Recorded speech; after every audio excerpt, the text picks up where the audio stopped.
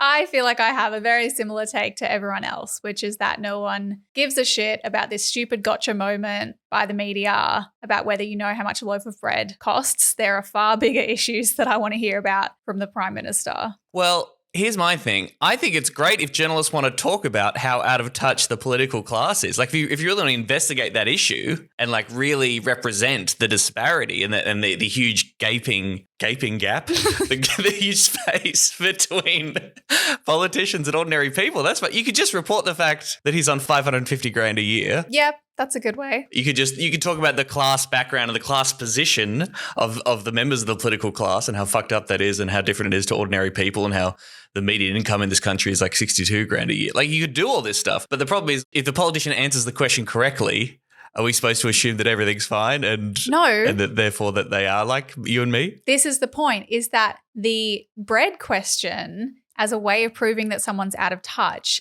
Honestly, the fact is, if they answer it correctly, that proves that they've been briefed. Yes. That they're a good politician who knows how to perform well in front of a press pack, which is the very definition, I would say, of being out of touch. Like, that is exactly what people fucking hate about politicians. So if you want to talk about like what's out of touch, like similarly, you know what is in touch with the public is calling someone a psycho cunt.